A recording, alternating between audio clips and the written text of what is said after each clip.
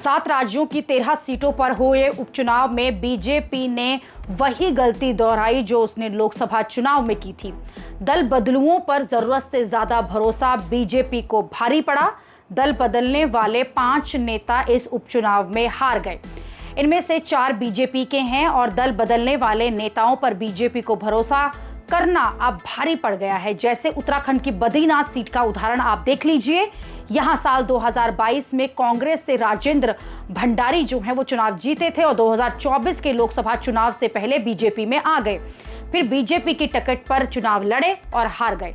2 साल पहले जीता कैंडिडेट भी बीजेपी के चुनाव चिन्ह पर लड़कर सोचिए अपनी सीट नहीं बचा पाया, जबकि राज्य में बीजेपी की ही सरकार है। हिमाचल प्रदेश में भी यही हुआ है।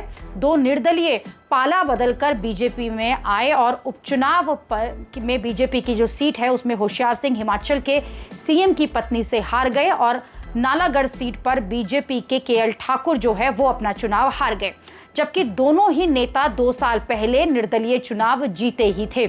पंजाब की जालंधर पश्चिम सीट पर अगर बात की जाए तो बीजेपी की यही गलती भारी पड़ गई।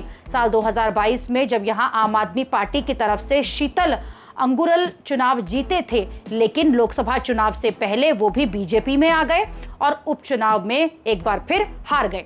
दूसरी पार्टियों से नेताओं को तोड़कर बीजेपी चाहे अपने पाले में ले आई हो, जिससे उस सीट पर उपचुनाव की नौबत जरूर आ गई हो, लेकिन बीजेपी को लगा कि विनिंग कैंडिडेट को अपने पाले में लाकर वो मास्टर स्ट्रोक चल दिया है। लेकिन यही गलती बीजेपी को लगातार भारी पड़ रही है। जनता ने दल बदलने वाले उम्मीदवार को सिरे से नकार दिया। जबरदस्ती इलाके की जनता को चुनाव में घसीटने पर बीजेपी को जनता की भी नाराजगी साफ तौर पर झेलनी पड़ रही है। लोकसभा चुनाव में भी बीजेपी को ऐसी ही गलतियां भारी पड़ी थी। लोकसभा चुनाव में 25 ऐसे नेता थे जो दूसरी पार्टियों से बीजेपी में आए थे। इनमें से 20 नेता हार गए। हालांकि कमाल की बात यह है कि पश्चिम बंगाल में हुए उपचुनाव में ममता बनर्जी को दल बदलने वाले नेताओं पर दाव लगाने का फायदा हो गया। उन्होंने 2 सीट पर ऐसे उम्मीदवारों को उतारा जो बीजेपी से चुनकर आए थे और बाद में टीएमसी में शामिल हो गए।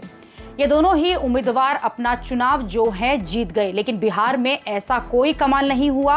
आरजेडी ने रुपौली सीट पर बीमा भारती को उतारा, जो जेडीयू की टिकट पर यही सीट साल 2020 में जीती थी, लेकिन उपचुनाव में बीमा भारती अपना चुनाव हार गई।